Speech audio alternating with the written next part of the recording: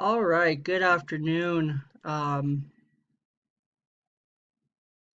Just want to start this today by saying hello. Welcome to my project.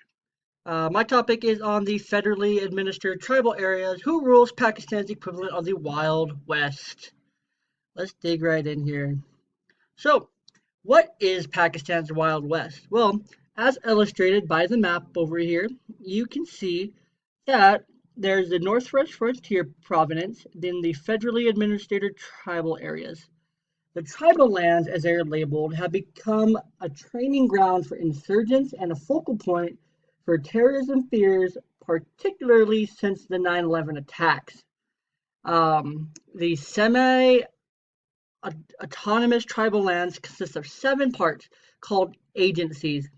I'm going to butcher these, so bear with me. There's the Bajar, the Mahaman, the Khyber, the Orkazi, the Kurram, and the north and south um, Waziristan.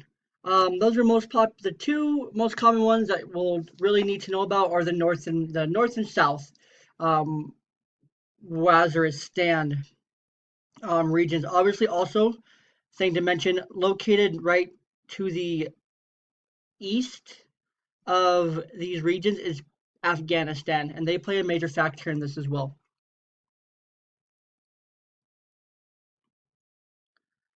Although Pakistan's constitution um, technically gives the president executive authority over the region, and the appointed governor of the Northwest Frontier Province in Peshawar controls the tribal lands by managing the bureaus that deliver services such as healthcare and education in the tribal areas.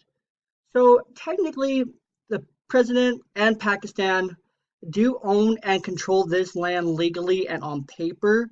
However, um, he or she who is appointed to run this part of the country controls their people and their services. However, this isn't exactly the case, as we'll get into.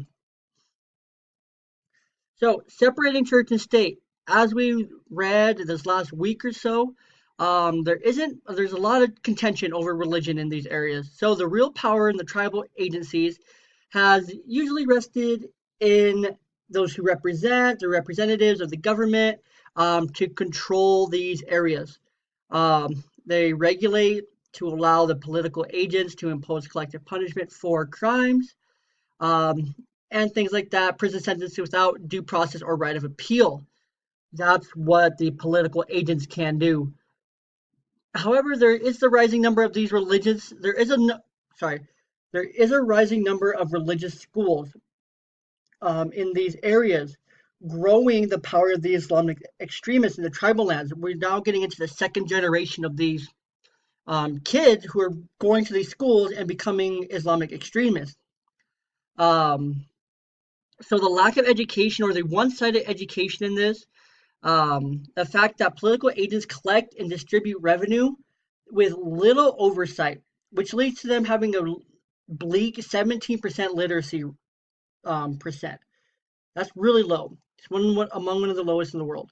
Um, this means people are also suffering from health in their healthcare because their revenue isn't overseen properly. So in this region, there's one doctor to 8,000 people. In the country of Pakistan overall, outside of this region, is about 1 to 1,500. Still low, really high, but not as bad. And then education in this area is remarkably poor as well, as you can see by the literacy rate. There's 102 high schools in all the tribal lands, but there's as many as 300 of these Muslim schools, however, that operate. So the Taliban and their influence is incredibly strong. The Taliban style militancy has spread deep into the Northwest Frontier, the NWFP, and beyond, as illustrated by this map. Over here, Pakistan itself has failed to bring order to its side of the frontier because they don't want to abandon their Hijaz proxies. They don't want to abandon where they come from.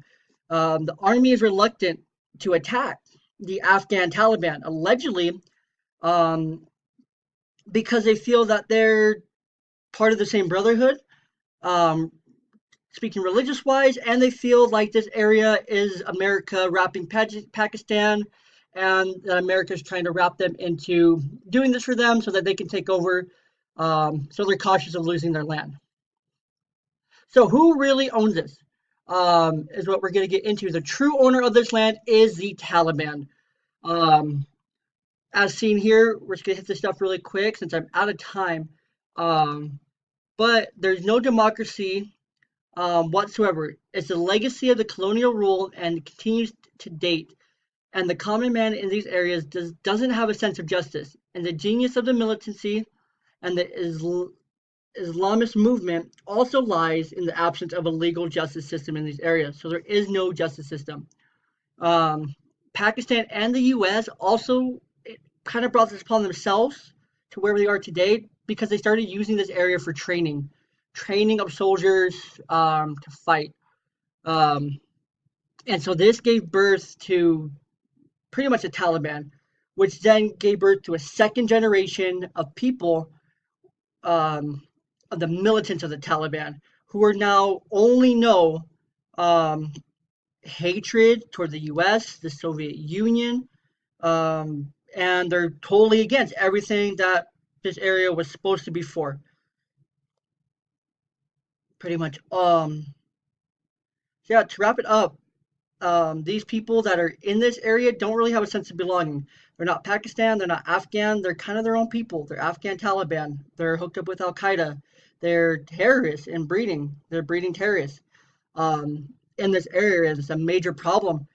President Bush tried to, do a stop to it, but he was unable to do so because, it was too out of hand already. And it's just getting worse and worse and worse.